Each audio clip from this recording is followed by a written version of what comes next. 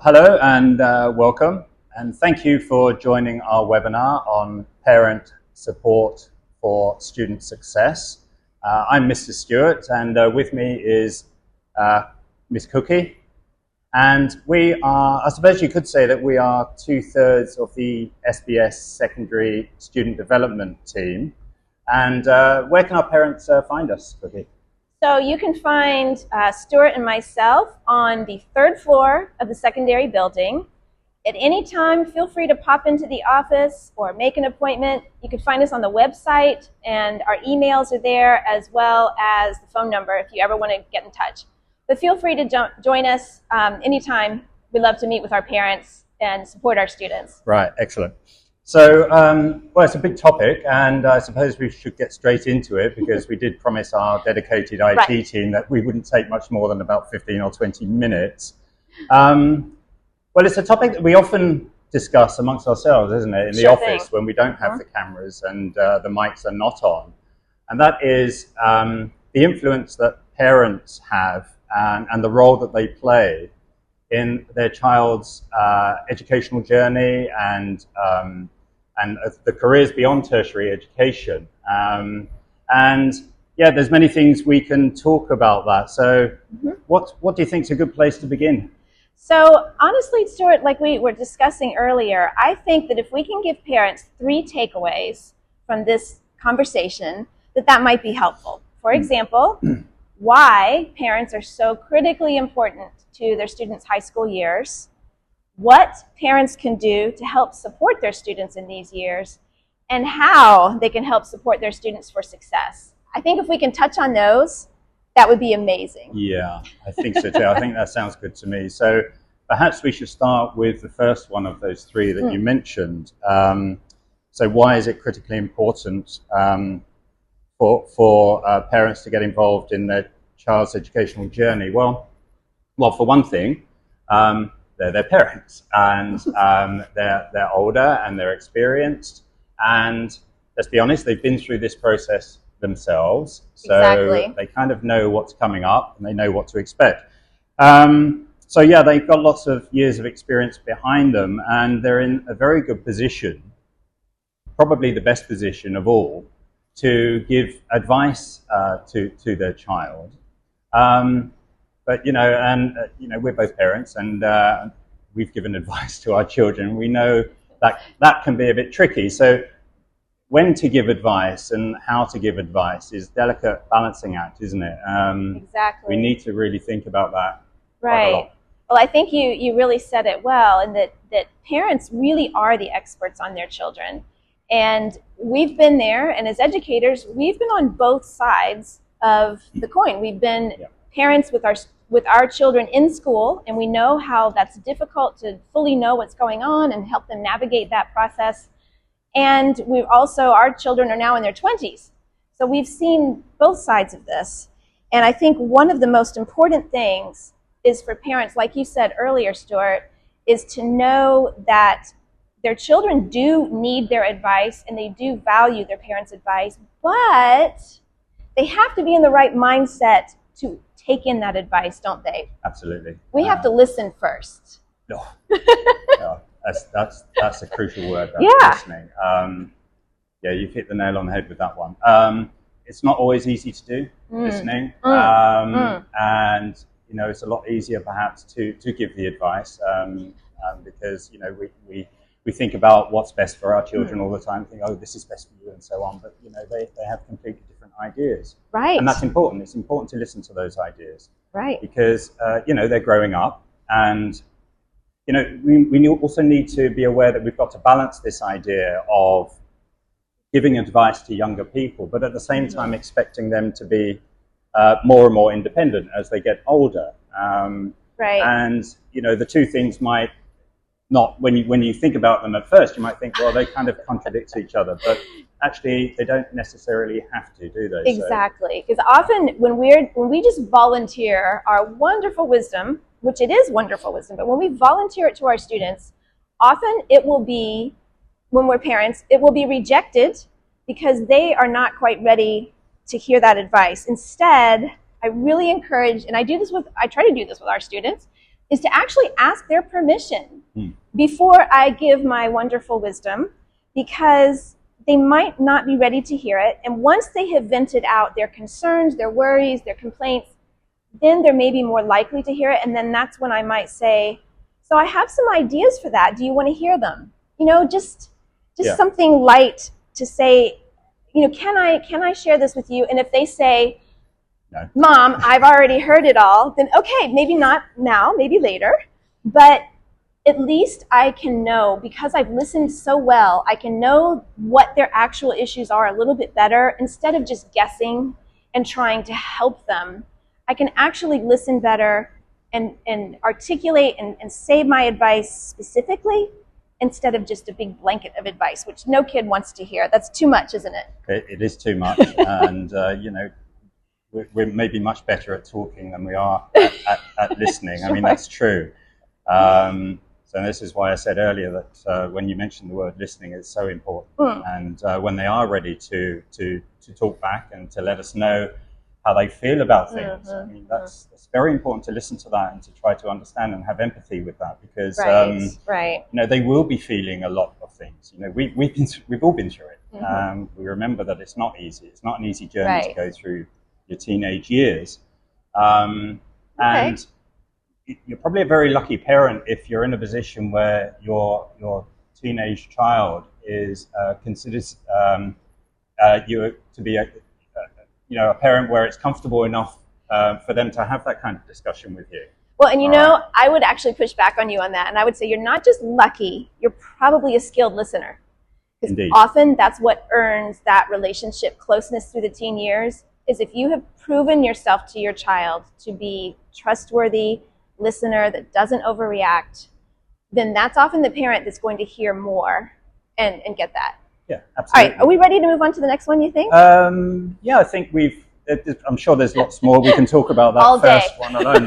Like I said before, we are good at speaking. And right. But yeah, I think we are. And can you remind us what the second one was? So I think the second one, I'd love to emphasize, we talked about what parents can do. So we've talked about the listening side for a little bit, but also I'd love for parents to keep in mind and almost let yourself have permission to do this, is to give your students an opportunity to hear from you what you notice about them, what great things they do, how hard they work, how creative they are, whatever it is they actually show you, you know, and I don't just mean, oh, you're a great kid. I mean, very specifically, wow, I noticed how hard you worked on that quiz that you were going to have. You really studied and prepared.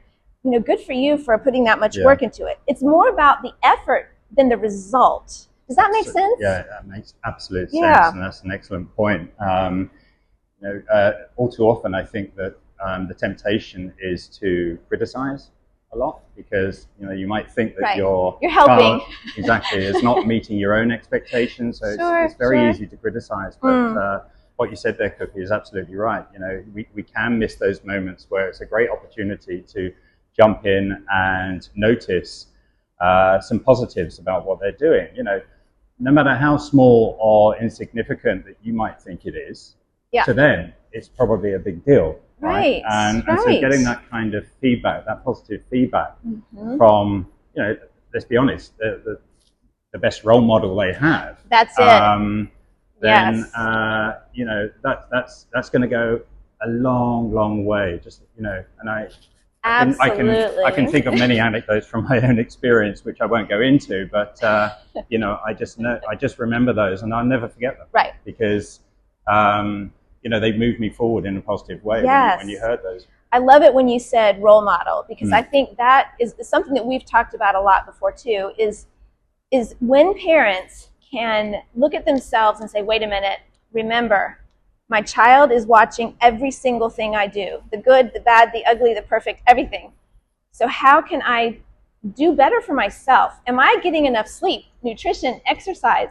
All the same things I want my student to do, am I actually doing it? So that role modeling also shows your student how you handle stress, your stress from work, your stress from family obligations, whatever it might be.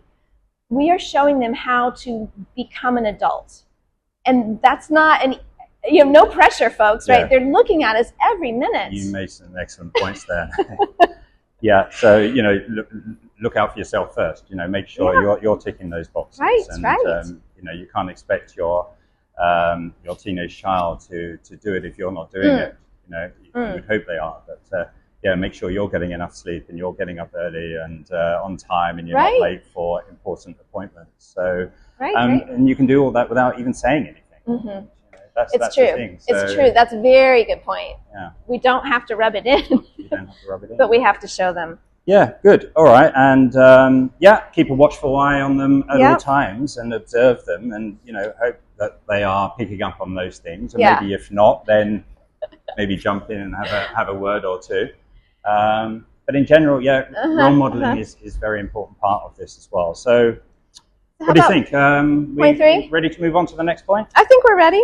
Okay, so I think that was on this idea of how parents, a very important word, that how do we actually do that? How do parents help students succeed? I think that's another key word, isn't it? Succeed and success. And of course, that's going to mean something different to different people. It means a lot of things anyway, doesn't it? Yeah, what it might mean to me might be something completely different to you. And so, you know, we can be sure that this idea of success for a teenager might be completely different to their parents. So we've got to tread carefully with that one. But yeah, where should we start with that one then? Well, one thing I think is really, really helpful for students is for parents to encourage their students, their children, to branch out a bit, get out of just the nuclear family and make good connections, find mentors, whether that's through their teachers and staff at school, but in the neighborhood with more distant family members, even coworkers that you might have that could be good professional role models.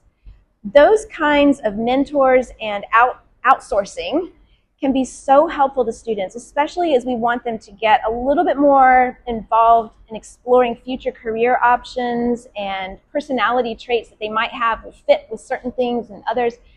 Internships and shadowing other professionals. I think that's a great way to branch out for a teenager. Very good first point you made there. And I think, you know, it's broaden your horizons. And you never know. You might be able to introduce your child to something that they never thought of before. Oh, true. Which really transforms their life in a positive way. You know, and again, you know, I know that happened to me, and you know, and it was wonderful. I'll never forget it. It was very important to me. So yeah, do that. Think about you know, other mentors, other role models, as you say. Very, very important. And I think another key word is maybe confidence. That a lot of very much. Yeah, especially teenagers. Many of them struggle with confidence, don't they? And they might look confident, and then underneath, they might want to show confidence to look cool, maybe in front of their friends and so on. But underneath, as you say, you know, it could be a completely different story. But yeah, that's one way of doing it, isn't it? Just broadening your horizons, looking at other role models, experiencing new things. I think it's inevitable that your confidence will grow from having those different kinds of experiences. Well, and sometimes kids can be a certain way in front of their parents. You know, they think they know their parents' expectations, and maybe they're holding, you know, a good stiff upper lip for their parents. But with others, they can grow without necessarily worrying about disappointing parents' expectations or whatnot. So having more adults be more influential with your children as they grow can be such a great resource. Yeah. I'd also say that it's okay, this is a big one for us, we talk about this a lot, it's okay for our students to stumble a little bit, to make mistakes. We don't learn until we've kind of pushed the boundaries and made mistakes, and then paid or suffered the consequences for those mistakes. And that's something that's a natural part of learning, that you want to give them enough freedom so that, yes, they may stumble, as long as it's not dangerous in some way, they can recuperate and recover, and they learn that important lesson that even when I make a mistake, I can fix it. Yeah, I can get better. Absolutely. Right? You know, when you said it's okay to make mistakes, I immediately thought of the classroom as a teacher. And of course, as teachers, you know, we go into the classroom and we say this almost on a daily basis, you know, we do find that students are reluctant to speak up, even if they think they know the answer. Right. Maybe because they're not fully confident and they're a bit worried about making a mistake in front of their classmates. Right. But encouraging them to do that, as you rightly said, and made a very good point, is that we learn from mistakes. Right. In fact, in that sense, mistakes are a good thing. Exactly. Logically, in that sense, mistakes are therefore a good thing because you're learning something positive from them. Well, and think about this. If you've never made a mistake, maybe you weren't trying anything new, right? Yeah. So, perhaps you weren't trying. Yeah. Good point. So, we've had a couple of questions come to us that we've collected for this webinar. We have. Do you think this is a good time for that? Yeah, I think it is. Obviously, there are many more things we could say about this very big topic, but I think it's a good point in time to talk. I've got the first one here, actually. Very good question. Thank you for that. The person says, well, they're worried. They're worried that the child, again, this is one we hear often. They're worried that the child is spending too much time on digital devices and not enough time on schoolwork, homework, and so on, and not sure what to do about it.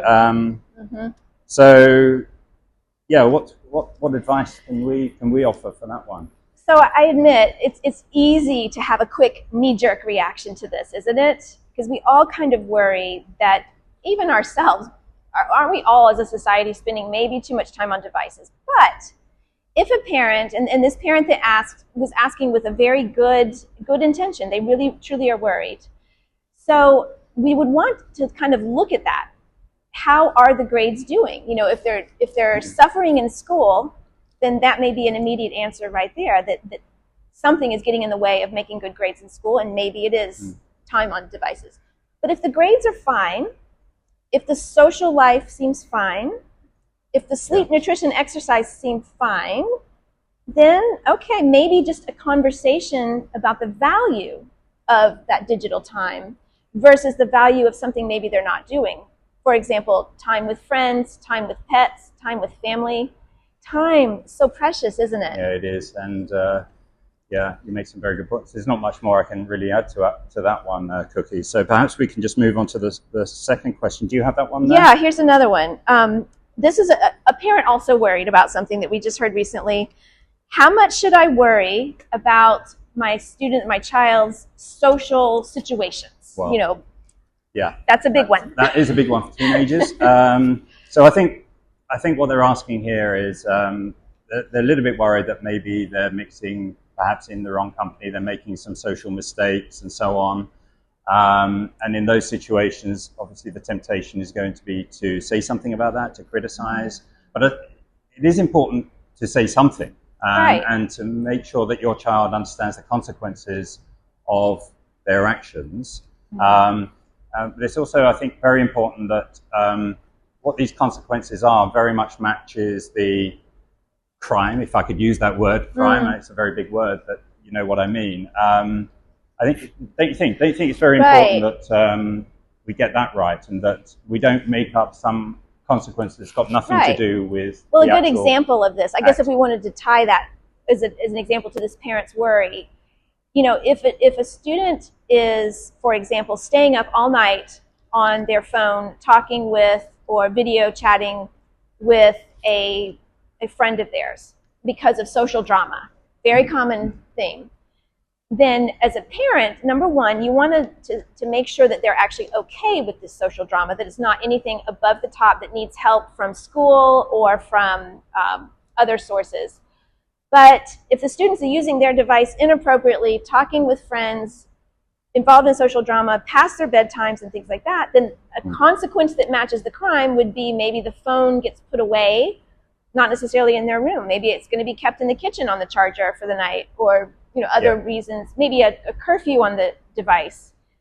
But absolutely, that's a very good example. Yeah, where the consequence would match the you crime. have to be creative with this, don't you? You have to be creative with it, and and they would notice that. They would notice that. Yeah, I can see why that's happening, because Right. that's connected with what I did. Right. They can make those connections. Well, if my behavior is not appropriate with one thing, I may expect to lose the privilege of that thing. Yeah.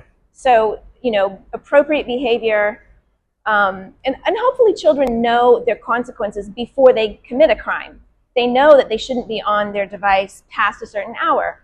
And then if they are, it's very clear that the boundary was pushed. And work as a bit of a deterrent in that Right. sense. Yeah, well, thank you. Well, thank you very much for those couple of questions. Yeah. I'm sure that you have many more, and if you do, please feel free to send them in. Send them in. And we'll do our best to get back to you on those.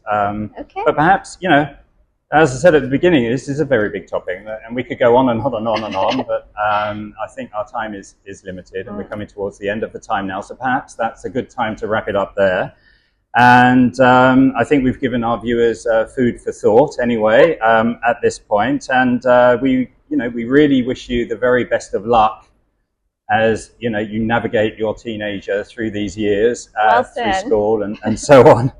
Okay, so for sure. Yeah. So thank you again for joining us today. And like Stuart said, please send us other ideas or make an appointment. And I'll just leave with one thought that Stuart and I talk about a lot, which is remember that ideally we love our children for who they are, not what they do.